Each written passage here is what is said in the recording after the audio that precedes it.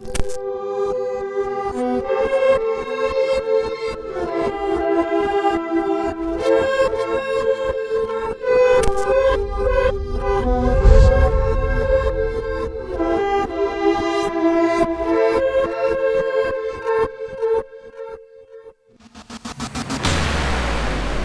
enduring a great national trial, and we will prove that we can meet the moment. I want to assure the American people that we're doing everything we can each day to confront and ultimately defeat this horrible, invisible enemy. We're at war. In a true sense, we're at war, and we're fighting an invisible enemy. The enemy of America is not our many Muslim friends. It is not our many Arab friends. Our enemy is a radical network of terrorists and every government that supports them. Our war on terror begins with Al-Qaeda, but it does not end there. It will not end until every terrorist group of global reach has been found, stopped, and defeated. To unleash the full power of the federal government in this effort today, I am officially declaring a national emergency. Two very big words. The action I am taking will open up access to up to $50 billion of very important and a large amount of money for states and territories or localities in our shared fight against this disease. In furtherance of the order, I'm urging every state to set up emergency operation centers effective immediately. I'm also asking every hospital in this country to activate its emergency preparedness plan so that they can meet the needs of Americans everywhere. Americans are asking, how will we fight and win this war? We will direct every resource at our command, every means of diplomacy, every tool of intelligence, every instrument of law enforcement, every financial influence, and every necessary weapon of war to the disruption and to the defeat of the global terror network. I am your president of law and order. That is why I am taking immediate presidential action to stop the violence and restore security and safety in America. I am mobilizing all available federal resources, civilian and military, to stop the rioting and looting, to end the destruction and arson. Our response involves far more than instant retaliation and isolated strikes. Americans should not expect one battle, but a lengthy campaign, unlike any other we have ever seen. We have before us the opportunity to forge for ourselves and for future generations a new world order, a world where the rule of law, not the law of the jungle, governs the conduct of nations. When we are successful, and we will be, we have a real chance at this new world order. This is our mission, and we will succeed 100%. We will succeed. Our country always wins.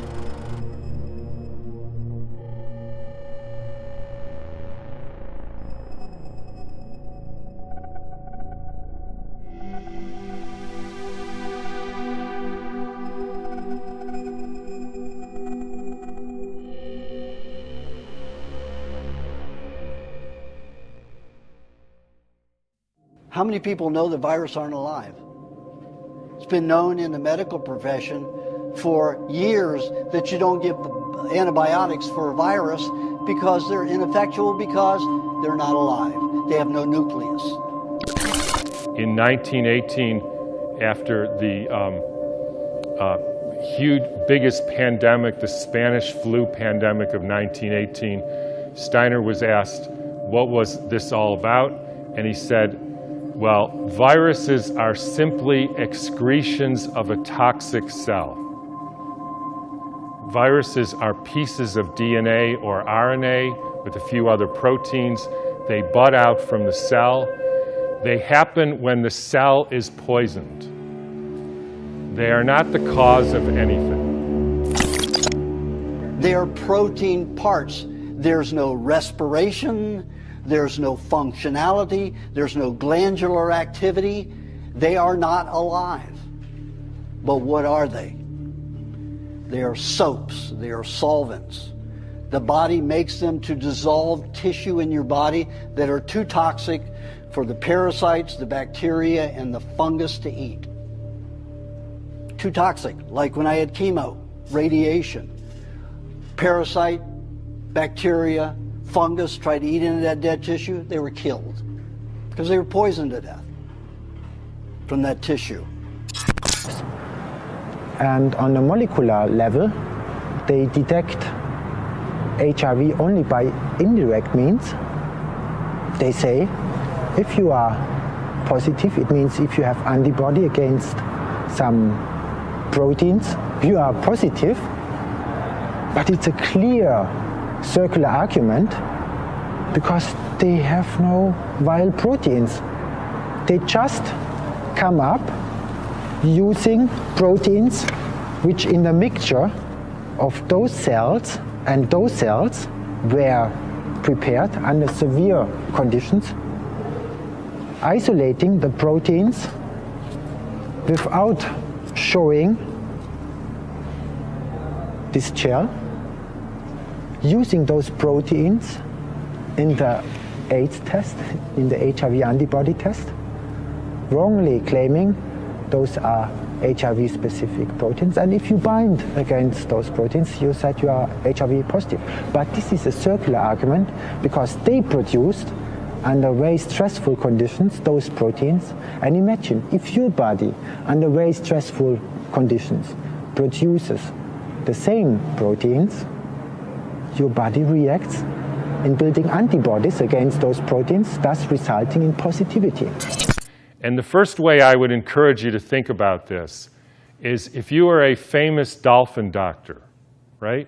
And you have been studying dolphins in the Arctic Circle for hundreds of years, or at least a long time, and the dolphins were fine. And then they call you up, Fred, all the dolphins, or a lot of the dolphins are dying in the Arctic Circle. Can you come and investigate? Right? And you have one question to ask. So, show of hands, how many of you would say, I want to investigate a dolphin to see the genetic makeup of that dolphin? Nobody, because that's stupid. How many of you would say, I want to see if this dolphin and that dolphin has a virus because it might be contagious and that's why all these dolphins are getting sick? That fellow. How many of you would say, excuse my French here, somebody put some shit in the water here? Like Exxon Valdez? Anybody? Everybody. Because that's what happened. They have closed the cruise ships. They have closed the schools. They have closed the high schools. They've closed the colleges. They've closed the universities. They've closed the churches. They're closing casinos. They're closing hotels. They've closed government buildings. And they're forcing you all to stay inside because they are reinstalling the microwave and millimeter wave electromagnetic weaponry right now as you're focused on toilet paper and watching people walking around with masks on the screens. Those white vans are going into all these buildings and changing out the chips and making sure that the new Wi-Fi systems have the weaponized frequencies in them. So what happened in 1918? There was a huge, in every pandemic in the last 150 years, there was a quantum leap in the electrification of the Earth. In 1918, late fall of 1917, there was the introduction of radio waves around the world.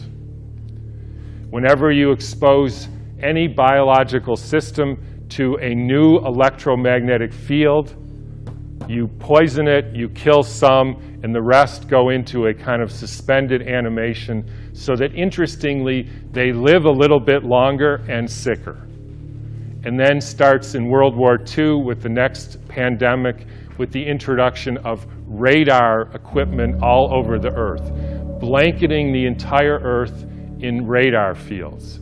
First time humans have ever been exposed to that. My concern here is that they're going to turn the weaponry on right now in some key locations.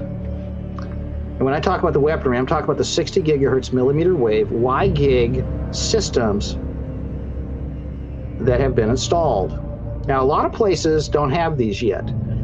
Most of the United States does not have the deadly frequency weapons, but I can tell you that where they do, the hospitals. The hospitals have very, very sophisticated telemetry systems.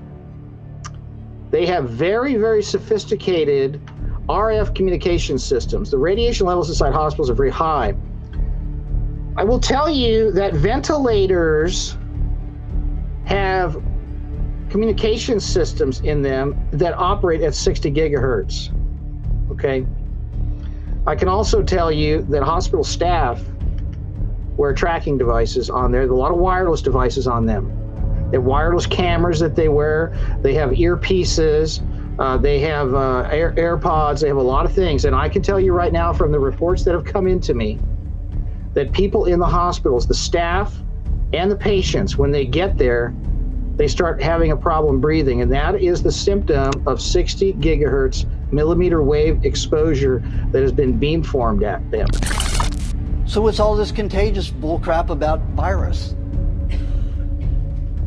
That's like saying laundry soap is contagious. Well, it's in every home, and everybody uses it at 3 o'clock in the afternoon, or between 11 o'clock and 3 o'clock in the afternoon. Most housewives and people do their laundry. So it must be contagious, because it's always happening about the same time. That's when colds and flus happen. They happen seasonally for a reason. There are 300,000 varieties of virus. Each one of them takes just a little particle of a cell at a time and disassembles it. And the pharmaceutical industry says, see, it dissolves the cell. No, it's dissolving a specific tissue in that cell. So specific that it can never damage the integrity of that cell. Within 6 months, we had a new viral pandemic. Why viral? Because the people are poisoned, they excrete toxins, they look like viruses. People think it's a flu epidemic. In the 1918 epidemic, the Boston Health Department decided to investigate the contagiousness of this. So they, believe it or not, took hundreds of people with the flu and they sucked the snot out of their nose and injected it into the healthy people who didn't have the flu, and not one time could they make the next person sick. They did this over and over again, and they were not able to demonstrate contagion. They even did it with horses who apparently got the Spanish flu, and they put bags over their head, and the horses sneezed in the bag, and they put the bag over the next horse, and not one horse got sick. You can read about this in a book called The Invisible Rainbow by Arthur Furstenberg, who chronicles all the steps in the electrification of the earth and how within 6 months there was a new flu pandemic all over the world. The symptoms right now coming out of some of the hospitals are that people, as soon as they go in there, they're having a hard time breathing. The staff is having a hard time breathing, and the patients are having a hard time breathing and ending up on ventilators. And the belief is that there's some sort of airborne pathogen. Well, let me tell you something, ladies and gentlemen. There is an airborne pathogen, and it's an electromagnetic weapon that is being aimed at these people. And their plan was to aim it at all of us behind our backs and sneak it into our houses and our schools and our hotels and cruise ships when they had a chance to put it all in during this lockdown. But when you think about it, with these radio waves and other frequencies that some of you have in your pocket and on your wrist, you can send a signal to Japan and it arrives instantaneously. So any of you who don't believe there is an electromagnetic field that communicates globally within seconds just is not paying attention to this. Trump's not talking about the dangers of millimeter waves, right? He's not going to tell you about this, right? He's not going to tell you about this report that's on 5gdangers.com. He doesn't care. He just rolled out. He stepped on the Donald Trump, just put his foot to the floor of the accelerator pedal of a BMW with a turbocharged 8-cylinder engine on the way to Vegas with ice on the road. That's right. And he doubled down, and he signed that 5G push to put it everywhere. There has been a dramatic and quantum leap in the last 6 months with the electrification of the Earth. And I'm sure a lot of you know what that is. It's called 5G, where they now have 20,000 radiation-emitting satellites, just like the radiation-emitting thing in your pocket and on your wrist and that you use all the time. That is not compatible with health. I'm sorry to say it, it's not compatible with health. That is a water destructuring device. And for any of you who say, yeah, well, we're not electrical beings, we're just physical matter, then don't bother doing an EKG or an EEG or a nerve conduction test, because we are electrical beings and the chemicals are only the byproduct of those electrical impulses. And I'll finish with, anybody want to make one guess as to where the first completely blanketed 5G city in the world was? Exactly. So when you start thinking about this, we are in an existential crisis here, folks, the likes of which humankind has never seen. And the jury's already in on the existence of viruses, folks. You've been conned by the schools. You've been lied to. Viruses do not exist the way you've been taught, all right? Does it surprise you that these people at the school district that put the Wi-Fi systems in, that send your children to school with a television set in their laps, called an infertility pad, that has a slot antenna, burning up their eggs with microwave radiation right in their lap every day? Do you think these people are going to tell you the truth? The susceptibility has to do with how much metal you have in your body, as well as the quality of the water in your cells. So if you start injecting aluminum in people, they become receptors for absorbing increased electromagnetic fields. And that is a perfect storm for the kind of deterioration of the species, which is what we're now experiencing. I pray in the name of Jesus Christ that they have to fake these deaths and not murder a bunch of innocent people in places where they're going to actually seek help because they're ill. Do you understand what I just said? I pray in the name of Jesus Christ that they will fake the death certificates and not murder a bunch of innocent people by the electromagnetic weaponry that is already installed in these places.